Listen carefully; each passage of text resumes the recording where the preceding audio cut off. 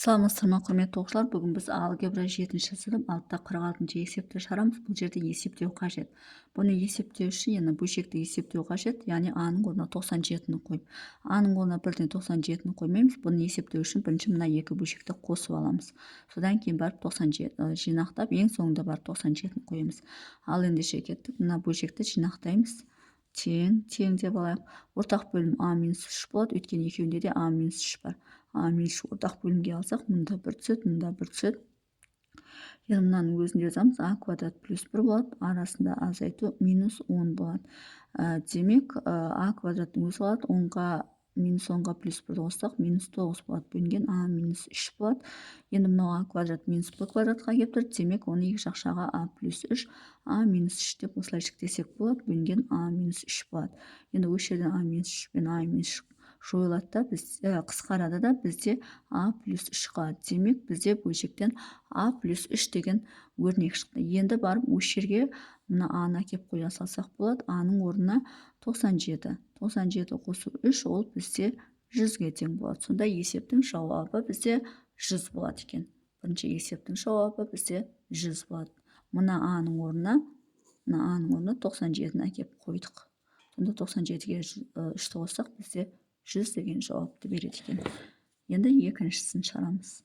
Екіншісі бізде x қосу 7 бөлінген x квадрат минус 25.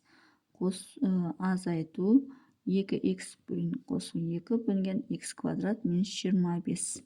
Және бұл жерде x-іміз минус 5/1-ге тең. Бірінші есептеп шығарып жалба, сосын минус 5/1 орнына қоямыз. Ортақ бөлім мына жерде екеуінде де x квадрат минус 25 болады. Мұнда 1 түседі, мұнда 1 түседі. Енді мына өз жазылады, x плюс 7. Енді мына алды минус болғанда, мына минус 2x болады. Мына минус пен мына минус, бұл да минус 2 болады. Демек, мынаның алды минус болғанда, мынаның таңбаларын бәрі өзгеріп кетеді. Минус 2x, минус 2 болады.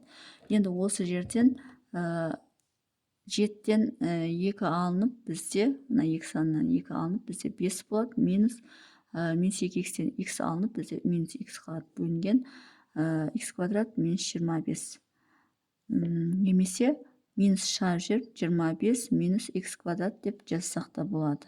Неге олай алдым? Себебі мынамен біз қысқартуымыз керек. Сонда бөлшектің алдына минус шығып кетеді, 5 минус x болады. Енді мынаны екі жақ жағы жіктеуге болады. 5 плюс x, 5 минус x. Неге олай? Себебі мына а квадрат минус b квадратқа келтіруге болады. Сонда 5 минус x пен мына екеуі қысқарады. Сонда бізде минус 1 бөлінген x плюс 5. Яғни, міне осылай болады. Енді мына минус 1 бөлінген x плюс 5 болады. Енді мына x-тің орнына бізде минус 5/1-дан 1-ді қой дейді. Демек, орнына минус 10 орнына қоятын болсақ, минус 1 бөлінген минус 5/1 плюс 5 болады. Минус 1 бөлінген 5/1-ден 5 салсақ, минус 0/1 болады. Енді минус пен минус плюс болып кетеді. 1-ді 0/1-ге бөлетін болсақ, бізде 10 болады. Демек, 1-ді 0/1-ге бөлсек, бізде 10 болады. Сонымен есептің жауабы осылай. Егер есептің шығару жолы түсінікті болса, лайк басып, комментарий жазып, каналыма тіркеліп кетсеңіздер болады.